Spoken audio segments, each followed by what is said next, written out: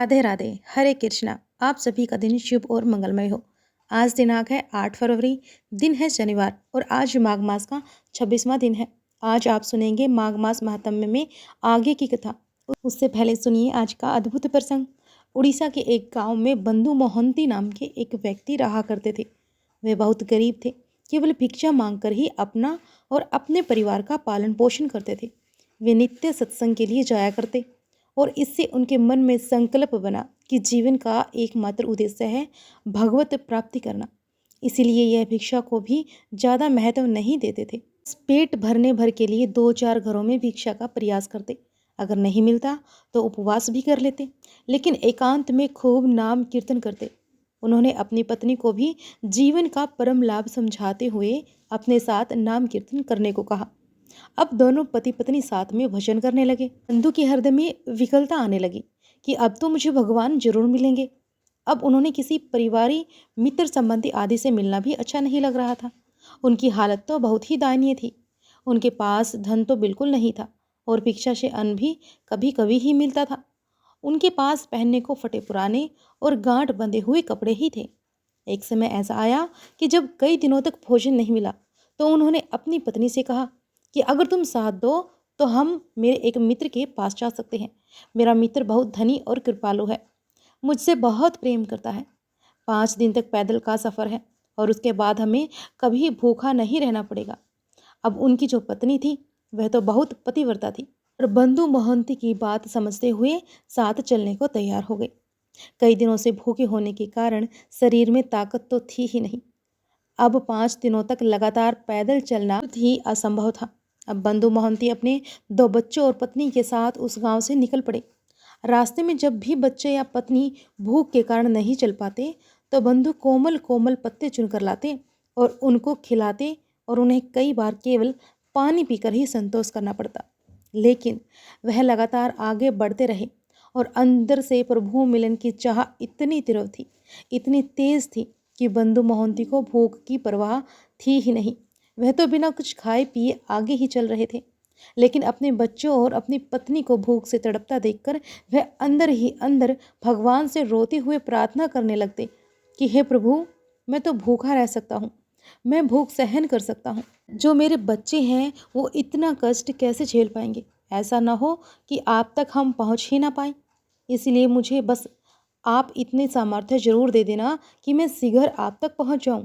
भूख प्यास सहन करते हुए बंधु मोहंती का परिवार लड़खड़ाते हुए किसी तरह 5 दिनों में जगन्नाथपुरी पहुंच गया।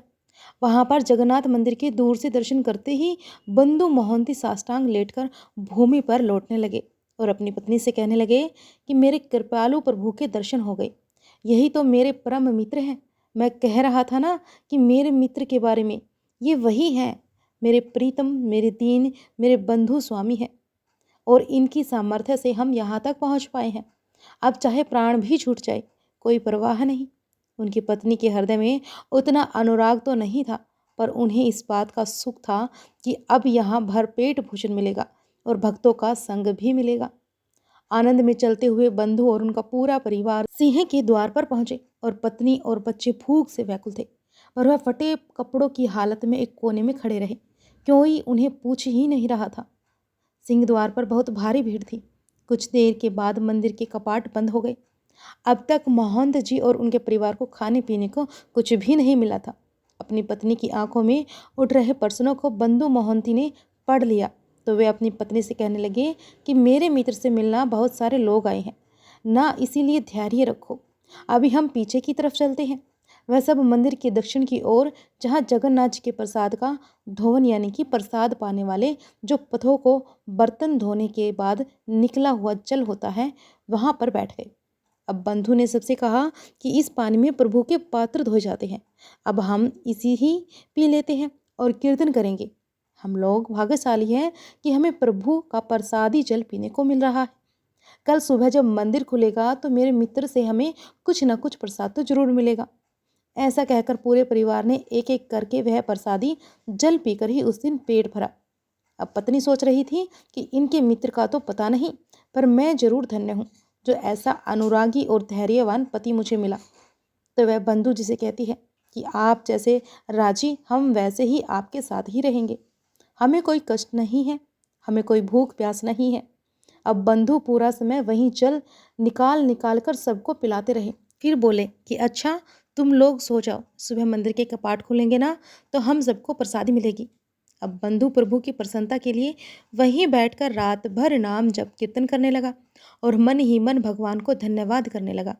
भाव में प्रभु से कहने लगे कि हे नाथ, आपने मुझे अपने धाम तो बुला लिया है, अब मेरे मन में कोई कामना नहीं है, पर आप बस कुछ ऐसी कृपा कर दो कि मेरी पत्नी को विश्वास हो जाए कि आप ही मेरे परम मित्र हो। मुझे चाहे आप जितना कष्ट दे दो, पर मेरी पत्नी मेरे कहने पर इतना कष्ट सहन करते हुए यहाँ तक आई है और मेरी ही आज्ञा से भजन भी कर रही है। कहीं इसका विश्वास ना टूट जाए। तो जगन्नाथ जी के मंदिर में भंडार गृह होता है, जहाँ पर कई कई दिनों का प्रसाद रहता है। उस भंडार गृह में रात में ताला लगा दिया जाता है। भगवान वहीं से एक थाल में सुंदर भोजन सजाकर मंदिर के बाहर ले आए और वो फिर एक ब्राह्मण के वेश में खड़े होकर आवाज लगाने लगे कि बंधु महंती नाम का कोई भक्त आया है क्या? देखो, भगवान ने तुम्हारे लिए प्रसाद भेजा है। अब रात में बंधु और उनका परिवार वहीं सो रहे थे। अपना नाम सुनते ही बंधु झटपट उठ बैठे और अपनी पत्नी से कहने लगे कि देखो सुनो, कोई पुकार रहा है क्या? अब बंधु उठे और घबराते हुए उस तरफ गए जहाँ से आवाज आ रही थी। वहां जाकर देखा तो एक ब्राह्मण हाथ में विशाल रतन जड़ित थाल लेकर बहुत सारा प्रसाद लिए खड़े हुए थे। ब्राह्मण ने मुस्कुराते हुए कहा कि प्रभु ने अंदर से तुम्हारे लिए भोग की थाली भेजी है, इसे ले लो और प्रसाद खाकर थाल अपने पास ही रख लेना, मैं कल सुबह उसे वापस ले लूँगा। अब तो बंधु का हृदय विकल होने लगा और कांपते हाथों से उन्होंने थाल अपने हाथ में ले लिया और फिर वह अपनी पत्नी से कहने लगे कि देखो, मैं कह रहा था ना कि मेरे मित्र मुझसे बहुत प्रेम करते हैं। अब सब सारी भीड़ चली गई है तो उन्हें फुर्सत मिली है और फुर्सत मिलते ही उन्होंने हमारे लिए प्रसाद भेज दिया है ना। ऐसा कहते कहते वह एकदम आनंदित होने लगे। आज कई दिनों के बाद उनके परिवार ने भरपेट भोजन किया। उस प्रसाद से उन्होंने अपना पेट भरा और प्रसाद पाकर बंधु ने विचार किया कि थाल को अभी कहीं पहुंचा नहीं सकता, तो उन्होंने अपने फटे कपड़ों में ही लपेटकर सिरहाने रख लिया। उधर अगले दिन सुबह हुई और सुबह जब भंडार गृह खोला गया तो सबने देखा कि सारी सामग्री अस्त व्यस्त थी। भोग का थाल कहीं गायब था और प्रसाद भी बिखरा हुआ था। इतना बहुमूल्य थाल गायब होने पर सब हैरान थे। अब कुछ लोग थाल ढूंढने बाहर निकले और बाहर नाले के समीप जाकर उन्होंने देखा कि रत्नों वाला थाल तो एक फटे कपड़े में बंधा हुआ चमक रहा था। खूब हल्ला मचा और सारे सेवक बंधु मोहंती को मारने पीटने लगे। सब कहने लगे कि यही चोर है, इसी ने थाल चुराया है। अब बंधु की पत्नी रो रो कर कहने लगी कि कैसे मित्र हैं तुम्हारे, रात में तो प्रसाद खिलाते हैं और सुबह पिटवाते हैं। तुम तो कहते थे बड़े दयालु हैं, बड़े कृपालु हैं, यह होती है कृपा। बंधु को जैसे ही थप्पड़ पड़ता है वह जय जगन्नाथ कहते हुए नाम जप करते हैं। अब प्रभु अपने भक्त की स्थिति और धैर्य की ऐसे ही परीक्षा लेते हैं। कभी ऐसा संयोग बने तो हमें चुपचाप सह लेना चाहिए और उसे भगवान की इच्छा मानकर आनंदित होना चाहिए। बंधु मोहंती आनंद में मगन होते हुए नाम जप करते रहे। कोतवाल ने उनसे पूछा कि बताओ, तुम्हारे पास यह थाल कैसे मिली? तो बंधु ने बताया, मुझे तो पता भी नहीं था कि थाल होती क्या है, कहाँ प्रसाद होता है। बस मुझे तो रात में एक ब्राह्मण ने पुकारा कि इस थाल में प्रसाद दिया। अब पुजारी ब्राह्मणों की पहचान कराए जाने पर तब बंधु ने बताया कि इनमें से तो कोई नहीं था। पुजारी जी ने वहां पर सारे ब्राह्मणों को एक पंक्ति में खड़ा करने के लिए कहा तो सारे ब्राह्मण खड़े हो गए। अब बारी बारी से पूछा, बताओ, इन ब्राह्मणों ने तुम्हें थाल दिया था? लेकिन महंत जी ने कहा, नहीं, इनमें से तो कोई भी नहीं था, कोई मानने को तैयार ही नहीं था और सब कहते रहे कि झूठ बोल रहा है। अधिकारी कहने लगा कि अगर यह अंदर घुसा होता तो बाहर से प्रधान द्वार का भी ताला टूटा होता। यह थाल और प्रसाद लेने भला अंदर कैसे जा सकता है, क्योंकि ताला भी अपने आप लगा हुआ है और कहीं कुछ टूटा फूटा भी नहीं है। उधर भीड़ बंधु को नीच दृष्टि से देखने लगी। सब कहने लगी कि देखो, यह गरीब कैसे जगन्नाथ जी के मंदिर में चोरी करने से नहीं रुका। यह सारा दृश्य उपस्थित होने पर भी भीड़ को इस तरह से बात करते देखने पर बंधु के मन में हंसने लगे और प्रभु की लीला देखकर मन ही मन प्रसन्न होते रहे। उन्हें किसी बात का कोई दुख, कोई कष्ट नहीं था। वह मन ही मन मुस्कुराते रहे, प्रसन्न होते रहे। प्रभु, तो यह है आपकी लीला।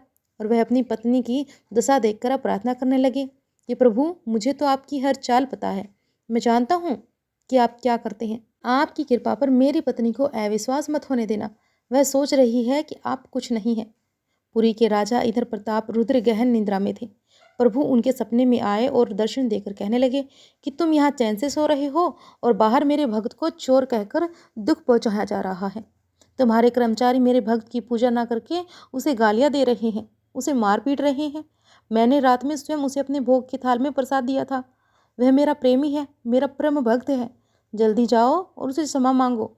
तुम्हारे राज्य में यदि ऐसा भक्त का अपमान हुआ तो मैं तुम्हें दंड दूंगा। अब प्रभु की भी विचित्र लीला है। एक तरफ भक्त को खुद पिटवा रहे हैं और दूसरी तरफ उसे दूसरे राजा से उसकी पूजा करने को कह रहे हैं।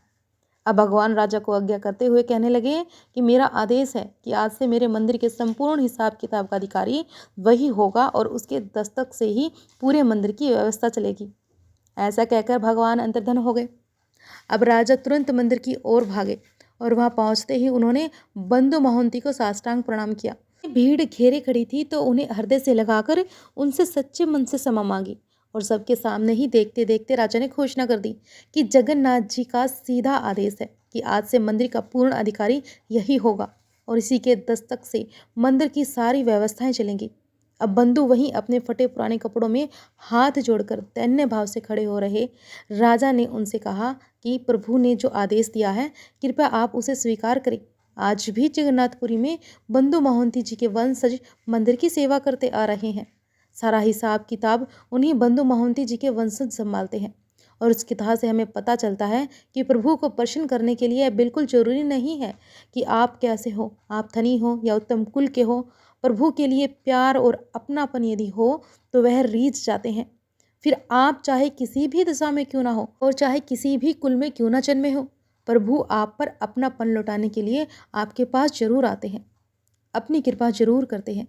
तो सभी मिलकर प्रेम से एक बार जयकारा लगाइए, श्री जगन्नाथ भगवान की जय हो, जय बंधु मोहंती की जय हो। तो यह थी आज की कथा। अब सुनिए माघ महात्म्य का आज का अध्याय। ऋषियों ने श्री सूत जी महाराज से पूछा कि सूत जी, हिमालय प्रदेश वर्ती गंगा क्षेत्र में केदार भगवान की स्थिति सुनी जाती है, सो वे वहाँ किस प्रकार प्राप्त हुए। तब श्री सूत जी कहने लगे कि महर्षि, जब तक गर्मी और वर्षा रहती है तब तक तो भगवान शिव वहीं अर्थात हिमालय प्रदेश में केदार अक्षेत्र में रहते हैं, किंतु शीतकाल में हटकेश्वर अक्षेत्र में चले आते हैं।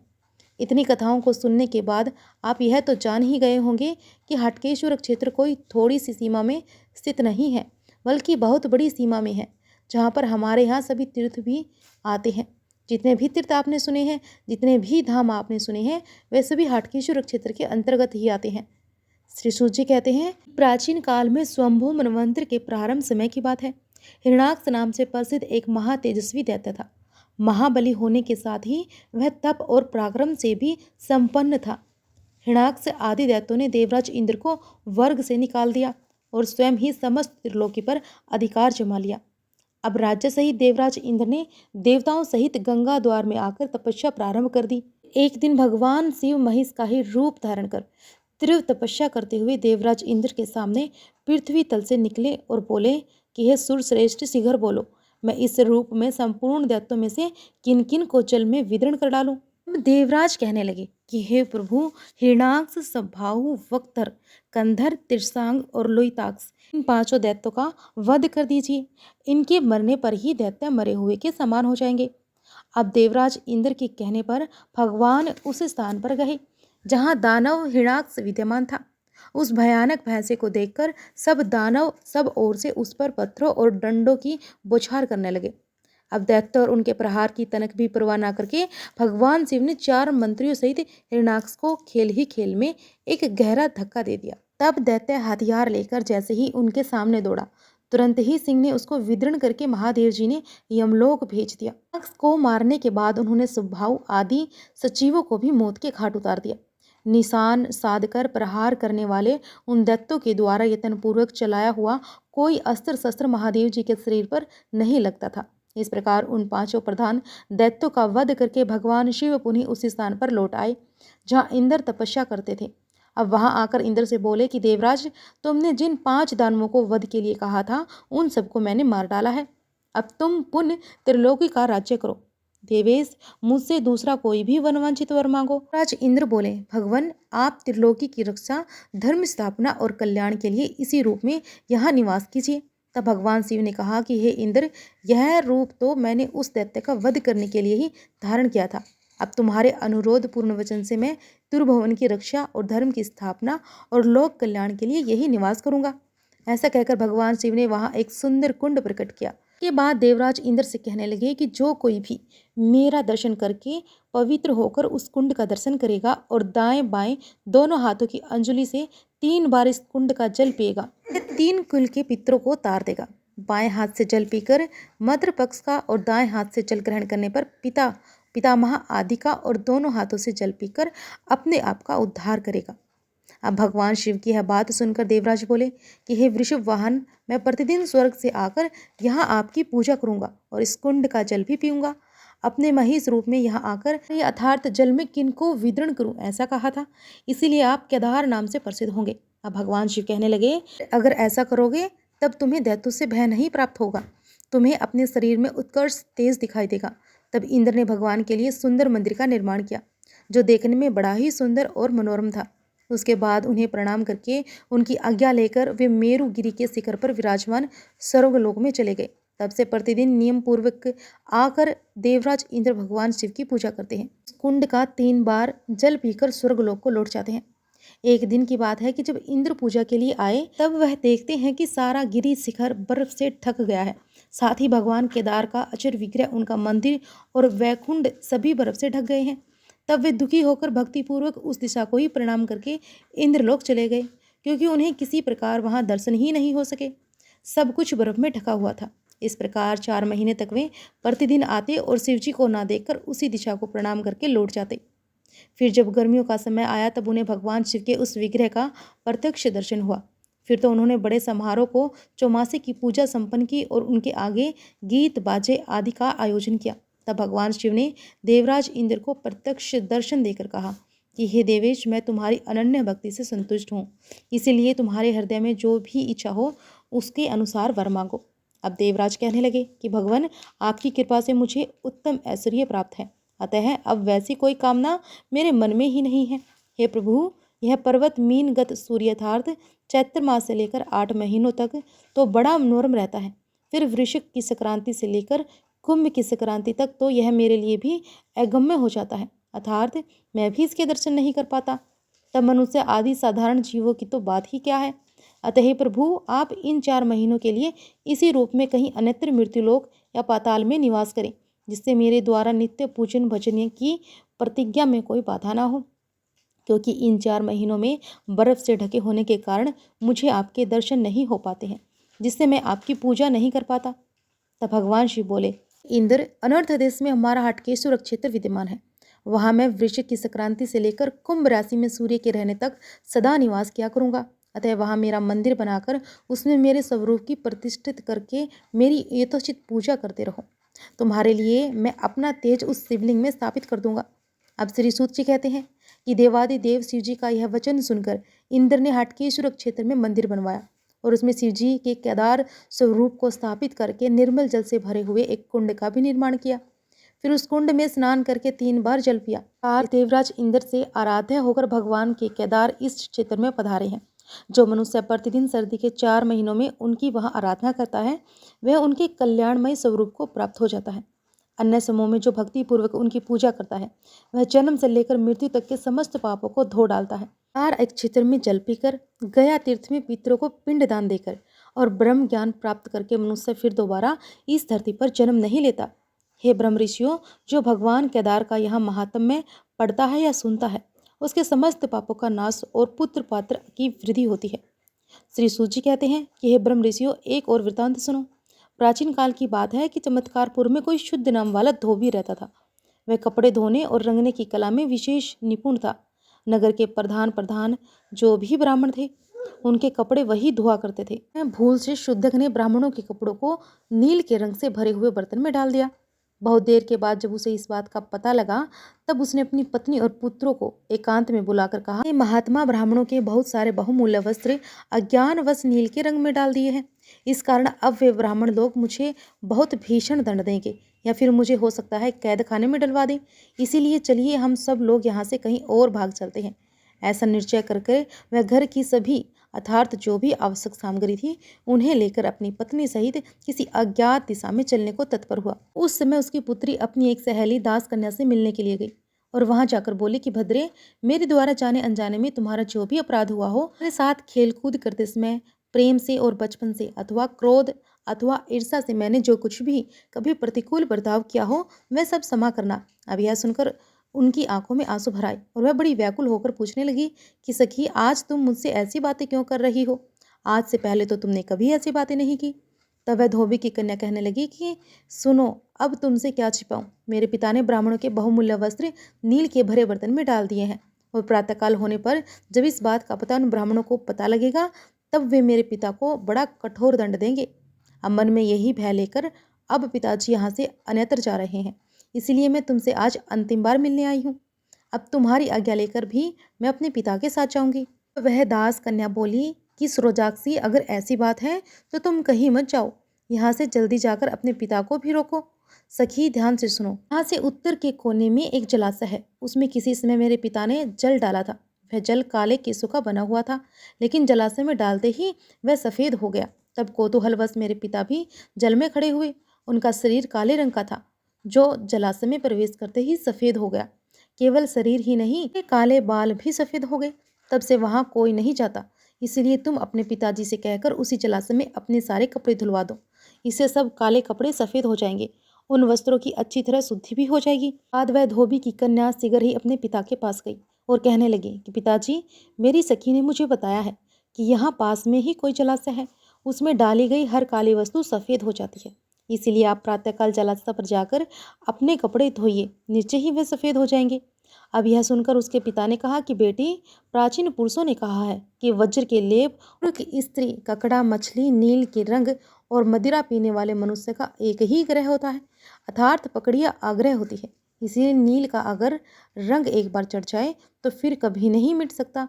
अब यह सुनकर उसकी कन्या बोली कि एक बार पिताजी सारे वस्त्रों को लेकर तो चलिए, जब यह शुद्ध होंगे, काले से सफ़ेद हो जाएंगे, तभी हम घर को लौटेंगे, नहीं तो वहीं से हम दूसरी दिशा को चल देंगे। अब कन्या की बात सुनकर उसके भाई बंधु और उसके सेवकों ने एक साथ कहा कि ठीक है, हम सब वहीं चलते हैं।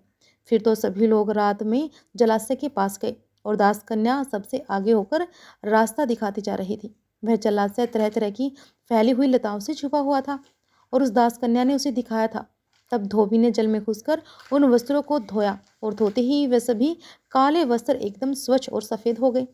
इससे प्रसन्न होकर धोबी ने अपनी कन्या और मल्लाह की पुत्री अर्थात उस दास कन्या को आशीर्वाद देते हुए कहा, अब हम यह सारे वस्त्र उन श्रेष्ठ ब्राह्मणों को समर्पित कर देंगे और हमें यहाँ से कहीं और भी नहीं जाना पड़ेगा। बाद घर जाकर धोबी ने बड़े हर्ष के साथ वे सभी वस्त्र ब्राह्मणों को दिए। अब ब्राह्मणों ने वस्त्र के साथ ही धोबी के शरीर और उसके बालों को भी सफ़ेद हुआ देखा तो पूछा कि क्या अद्भुत बात दिखाई देती है, कल तक तो तुम्हारे काले बाल थे, तुम्हारा रंग भी काला था, अचानक से यह सब कुछ सफ़ेद कैसे हुआ?